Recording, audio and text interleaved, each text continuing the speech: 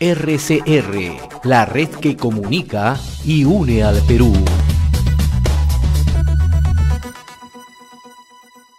A esta hora queremos saludar a Fernando González, él es economista senior del Instituto Peruano de Economía IPE.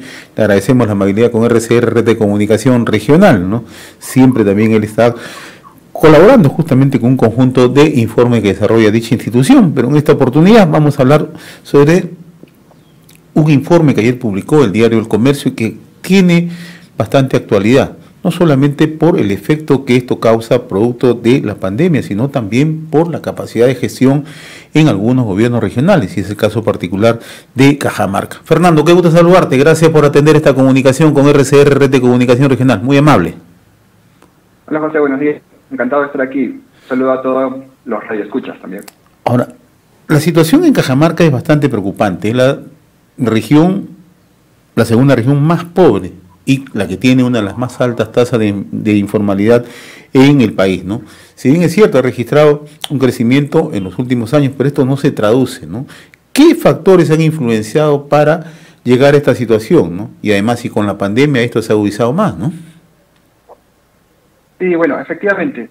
En primer lugar, para hablar del crecimiento de Cajamarca, hay que entender que en los últimos años han habido tendencias variadas. ¿Ya? Por un lado, entre el 2007 y 2012, el crecimiento, sí hubo efectivamente un crecimiento importante, el PBI se incrementó significativamente, pero después del 2012 y hasta el 2016, más bien entramos en un periodo de recesión, donde la actividad económica todos los años se hacía menor, ¿no? Y esto se explica principalmente durante esos años por la caída del sector minero. De hecho, el sector minería entre el 2013 y 2016 cayó a doble dígito, cayó alrededor del 10% promedio anual, ¿no? Y justamente esos años también la economía se contrajo en alrededor de 1.6%. Recién a partir del 2017 la economía nuevamente ha empezado a crecer a tasas menores, estamos hablando de un crecimiento promedio de una tasa de un ritmo de 3% anual, lo cual es relativamente bajo para una economía aún con bajos ingresos como es la economía cajamarquina, ¿no? Entonces esperaríamos más bien un ritmo de crecimiento mayor, o es lo que deberíamos estar esperando, pero para eso también depende de impulsar actividades que nos permitan lograr ese tipo de crecimiento, ¿no? Porque la caída que se experimentó entre el 2012 y 2016 se debió principalmente a la caída del sector minero, a menores leyes de mineral, había menos producción de oro principalmente, debido a que los yacimientos ya se estaban agotando, y después el crecimiento que ha venido, el crecimiento lento que hemos venido experimentando en los últimos años previo a la pandemia, se debe un poco a la menor caída del sector minero, pero también al impulso de otros sectores que, si bien han sido relevantes, no han permitido dar todavía ese impulso para poder crecer a las tasas en las que se venía creciendo antes del 2012, ¿no? Estamos hablando de sectores como construcción, sectores como el agro, sectores como servicios, que han tenido un impacto positivo en el crecimiento en los últimos 3 años, pero que todavía este impacto es insuficiente. Ahora, otro de los problemas que se registra en Cajamarca es la poca capacidad de ejecución de gastos, sustancialmente lo que se refiere a la inversión pública, ¿no? ¿Qué es lo que han detectado? Correcto. ¿Qué es lo que se detecta allí, no? Porque hubo recursos, pero hay una baja gestión, pero adicionalmente eso se ha sumado a un tema de corrupción, ¿no? Donde además no había una buena focalización del gasto, ¿no? Bueno, exactamente. En la medida que la economía logra crecer, se tienen también más recursos para el fisco, dado que las actividades productivas están pagando más impuestos. Y especialmente la actividad minera, que es importante en Cajamarca, paga relativamente mayores impuestos que otras actividades productivas, ¿no? Porque además del impuesto a la renta están el canon minero, están las regalías mineras. Entonces, finalmente, el impuesto que se queda para el fisco es alrededor del casi la mitad de todas las actividades mineras, ¿no? Y ahora, aparte de esto, efectivamente se da para el gobierno regional, se da para los gobiernos locales donde operan las minas. Entonces, por ejemplo, un indicador interesante es que Cajamarca es la economía, o se encuentra en el puesto número 20 de las 25 regiones a nivel nacional, contando Lima provincias y Lima metropolitana por separado, en PIB per cápita, es decir, en la riqueza que se genera por cada habitante en la región. No obstante, su presupuesto es el número 15, es decir que en relación a la riqueza relativa de la región, su presupuesto es incluso un poco mayor al que uno esperaría que tenga. Entonces, esto es interesante porque aquí el problema no es falta de presupuesto, no es falta de recursos para ejecutar en Cajamarca. Si bien es cierto, todos quisiéramos tener más recursos, lo que pasa es que los recursos que hay no se están ejecutando adecuadamente. Y aquí hablamos de inversión pública. Inversión pública que no nos estamos refiriendo al gasto corriente, al gasto para pagar sueldos y salarios, sino al gasto del gobierno que se transforme en activos, digamos, más productivos, en carreteras, en colegios, en saneamiento, etcétera. Entonces, lo que observamos es que desde el 2014 ha habido una tendencia negativa en la tasa de ejecución de la inversión pública. Es decir, mientras en el 2014 de todo el presupuesto que se asignaba en Cajamarca para este fin se ejecutaba cerca del 79%, ahora en el 2020, por ejemplo, se ejecutó solamente el 52%. Y claro, podríamos pensar que esto es el efecto de la pandemia, pero en realidad si vemos el promedio del ejecutado en los últimos 5 años, esta tasa es solo de 58%, ¿no? Y es, en verdad, bastante baja, ¿no? El promedio nacional es de 70%, que ya es malo porque nos está diciendo que el 30% de los recursos que se tienen disponibles no se están ejecutando, pero en Cajamarca estamos incluso peor en ese indicador, y esto se debe principalmente sí a la ejecución de los gobierno regional y de diversas municipalidades que no están ejecutando todo el presupuesto con el que cuentan, ¿no? ¿Y ello qué obedece? ¿A la falta de capacidades? Son diferentes factores. ¿Ya? Uno de ellos es una falta de, digamos, de profesionalización dentro del servicio público en los gobiernos subnacionales. Muchas veces pasa que el cambio de autoridad genera también un cambio en el puesto en los funcionarios, y funcionarios que recién tienen que aprender a ver cómo funciona todos los procesos administrativos en la municipalidad. Entonces la idea también es lograr un servicio público, que los funcionarios no estén ahí puestos muchas veces sin contar con con un sistema meritocrático adecuado y que vayan rotando, ¿no? O sea, la alta rotación de personal. Sí, te escuchamos, Fernando. Ok, sí, lo que le estaba diciendo. Entonces, esto pasa en parte por tener falta de un proceso, de un régimen de servicio civil meritocrático dentro del sector público, ¿no?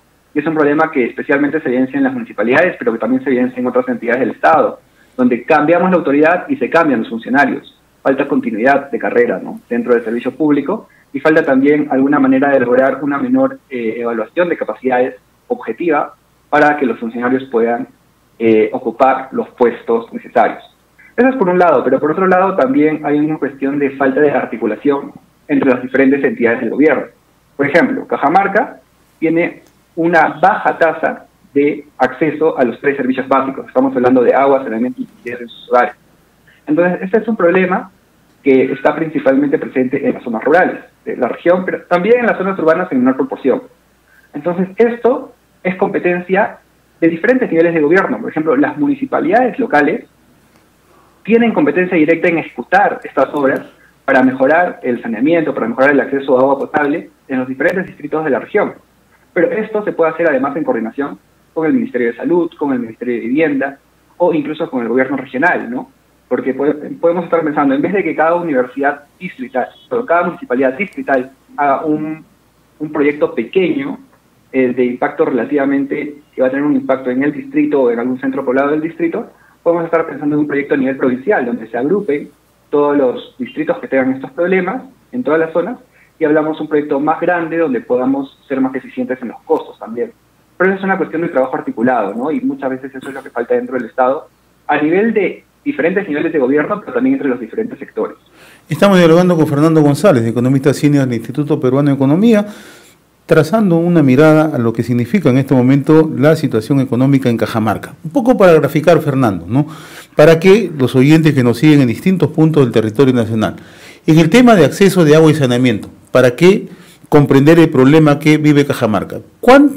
¿Qué porcentaje de cajamarquinos en zona rural tiene agua segura? Mira, nosotros en el IPE evaluamos todos los años una serie de indicadores en diferentes aspectos. Estamos hablando de entorno económico, infraestructura, salud, educación, laboral e institucionales, y los compilamos dentro de un índice que le llamamos Índice de Competitividad Regional, INCOE. Entonces, primero, en un aspecto más macro, Cajamarca se ubica en el puesto 23 en el Índice de Competitividad Regional de 25 regiones evaluadas en el resultado del año pasado, 2020, y ahora esto se debe a diferentes factores, y dentro de ellos están las que mencionas.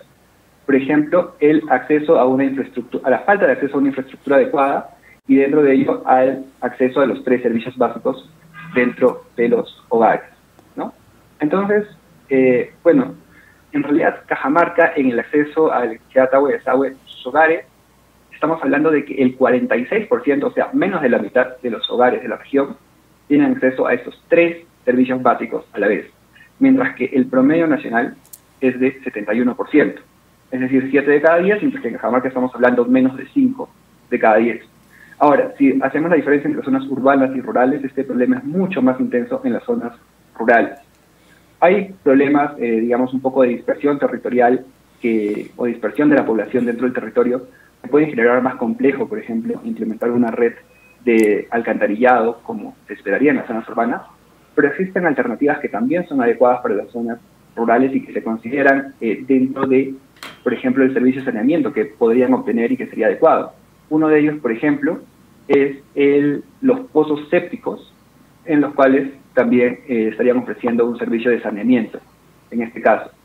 Entonces, sí es un problema importante y es un problema que hay que pensar cómo solucionar, pensando también en las realidades específicas de cada región y de cada sector dentro de o de cada zona dentro de la región. El otro aspecto que llama la atención es la alta tasa de informalidad que presenta Cajamarca, ¿no? Ya venía arrastrando esta tasa de informalidad, pero se ha agudizado con el tema de la pandemia, ¿no? Sí, exactamente, y eso no solo en Cajamarca, sino en todo el país. La informalidad a nivel nacional era de 72% en 2019. Son unos datos, los últimos datos que ha sacado el INEGI en el 2020 se habría incrementado a por encima del 75%. Claro que esto fue mucho mayor al inicio, digamos, del confinamiento estricto durante el segundo trimestre del año pasado. Después los datos han ido mejorando, pero todavía no estamos a los niveles previos, falta aún bastante para eso. Y en el caso de Cajamarca, estábamos hablando de una informalidad prepandemia de 88%. Es decir, casi 9 de cada 10 trabajadores que se empleaban en las diferentes actividades de la región, tanto en el sector, digamos, tanto en las zonas urbanas como en las zonas rurales, estaban en la informalidad. Esto significa que, por ejemplo, no pagaban impuestos, no podían acceder a seguridad social, no tenían un seguro de salud correspondiente al trabajo, etcétera. Entonces, esto, en verdad, el problema de la informalidad está relacionado con el problema de baja productividad dentro de los trabajadores de la región. ¿A qué me refiero con esto? Es que, en general, a ver, si nosotros analizamos más o menos a qué se dedica la fuerza laboral dentro de la región, encontramos que más de la mitad de las personas laboran en el sector agropecuario, el 55% de los trabajadores. ¿Qué es lo que pasa con este sector? Es que es un sector que en Cajamarca el 100% de los trabajadores de este sector es informal. Es decir, son trabajadores que no están recibiendo estos beneficios. Entonces, consecuentemente, también es un sector de bastante baja productividad, ¿no? A pesar de que es un sector que emplea a la mayor cantidad de población, más de la mitad en Cajamarca. Es de subsistencia, ¿no? La agricultura es de subsistencia en su gran parte en Cajamarca, ¿no? En la gran parte sí, pero no toda. También hay agricultura y hay productos bastante interesantes que se pueden orientar a la exportación y que están cogiendo un poco mayor de relevancia en los últimos años, pero que es necesario potenciar aún más, ¿no? Estamos hablando de la producción de café, la producción de cacao. Claro. Es una producción estacional y que sí tiene rendimientos bastante interesantes y son cultivos bastante productivos. Pero el reto sería también orientar un poco hacia los diferentes trabajadores de ese sector a que también puedan ir migrando hacia estos cultivos de mayor productividad, ¿no? Para que cuenten con las técnicas adecuadas de manejo de sombras, de manejo de tierras, etcétera, ¿no? Pero por otro lado también hay cultivos que son de menor productividad, ¿no? Entonces, y que muchas veces sí, como mencionas, estamos hablando del agro de subsistencia. Y prueba de esto, en parte, es que 1/4 de los trabajadores de la región son trabajadores que se emplean como trabajadores familiares no remunerados. Es decir, trabajan dentro de una actividad familiar, pero no reciben un sueldo por ello, y casi todos ellos estamos hablando del sector agro. Ahora, ¿cómo proyecta la economía este año en Cajamarca, así, en medio de toda esta situación de crisis? Bueno, las proyecciones en economía siempre hay que tomarlas con cautela, porque yo creo, sinceramente, que no somos gurús, no somos adivinos de lo que va a pasar en el futuro. Tenemos algunas señales que nos dicen más o menos qué es lo que podría pasar, pero esto siempre está sujeto a diferentes factores.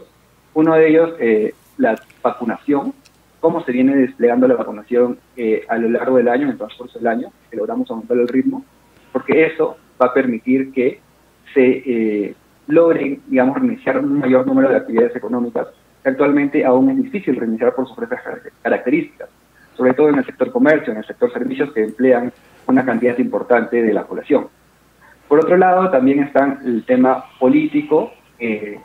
Generalmente cuando hay mucha incertidumbre, mucha inestabilidad, como ha habido ahora último un proceso donde hemos tenido muchos candidatos y ninguno era un claro favorito hasta el final, es un proceso en el cual los inversionistas paran un poco, ¿no? Y quieren ver cómo evoluciona el panorama, el ambiente para invertir.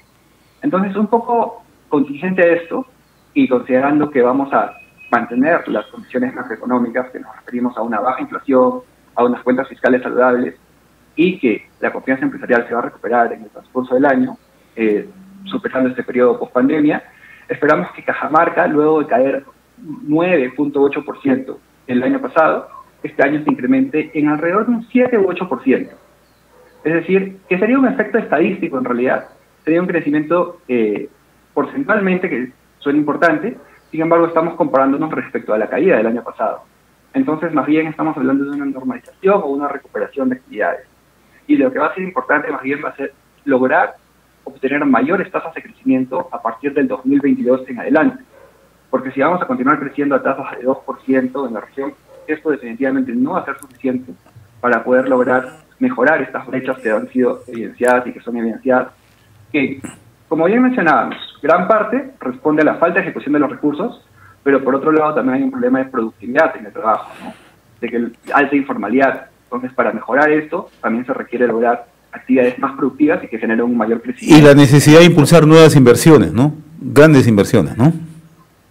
Efectivamente. Mira, para mejorar la productividad y mejorar la calidad de vida y también el dinero que tiene disponible el fisco para gastar, estamos hablando de dos factores importantes. Por un lado, podemos favorecer el incremento de la productividad en actividades que actualmente son poco productivas, por ejemplo el agro, pero que tienen un potencial de incrementar la productividad, por ejemplo mejorando la producción en café, en cacao, logrando transitar hacia algunos cultivos productivos. Eso es por un lado. Y por otro lado, es también favorecer el tránsito de los trabajadores y la inversión de sectores que ya ahora son altamente productivos y que pueden dar un impulso muy importante a la región. Y aquí estamos hablando en Cajamarca principalmente de la actividad minera, ¿no? Es una actividad que años anteriores representaba alrededor de 1/3 de lo que producía la región. O sea, de cada 3 soles que se producían en la región, 1 eran de minería. No obstante, ahora esta actividad ha ido perdiendo un poco de ese peso que tenía dentro de la producción, producto de justamente el agotamiento de los yacimientos mineros y la falta de nuevos proyectos, ¿no? Digamos que en el 2012 estuvo el proyecto Conga, que no se llegó a realizar, y a partir del 2013 se registraron caídas importantes en el sector minero, justamente por el agotamiento de estos yacimientos y por la falta de posibilidad de poder renovarlos o compensarlos con nuevos proyectos, ¿no? Considerando que Cajamarca tiene el potencial geológico para poder sacar un número importante de proyectos. De hecho, actualmente ya hay una cartera de inversión de construcción de proyectos mineros importantes que se espera que se lleven a cabo en los próximos años. Por ejemplo, tenemos el proyecto Yanacocha Sulfuros, el proyecto de La Granja, que son proyectos que pueden impulsar, digamos, una nueva ola de crecimiento y que además que tienen la capacidad suficiente para poder convertir a la región, digamos, en un hub minero, en un clúster minero, que atraiga a proveedores de servicios, por ejemplo, de maquinaria pesada, de servicios de voladura, que también concentra en la región, digamos, otro tipo de servicios y todo el encadenamiento que puede generar esta actividad. Entonces, existe esta posibilidad para los próximos años. Hay proyectos ahorita en la cartera de construcción y se espera que empiecen a operar. Pero para ello también es importante un trabajo de coordinación con el gobierno nacional, con el gobierno regional, para poder, digamos, socializar estos proyectos con las comunidades que se encuentran cercanas y para poder también, de alguna manera, visibilizar mejor toda la riqueza que genera esta actividad en, efectivamente, mejores servicios, mejor calidad de vida para la población, ¿no? Y por otro lado, también un trabajo por parte de las empresas mineras para poder lograr establecer, digamos, lazos de confianza con la población para evitar acontecimientos que han habido en el pasado, ¿no? Donde se han frustrado algunos proyectos mineros importantes. Fernando González, economista senior del Instituto Peruano de Economía. Muy agradecido por la comunicación con RCR. Un abrazo a la distancia. Buen día. RCR, la red que comunica y une al Perú.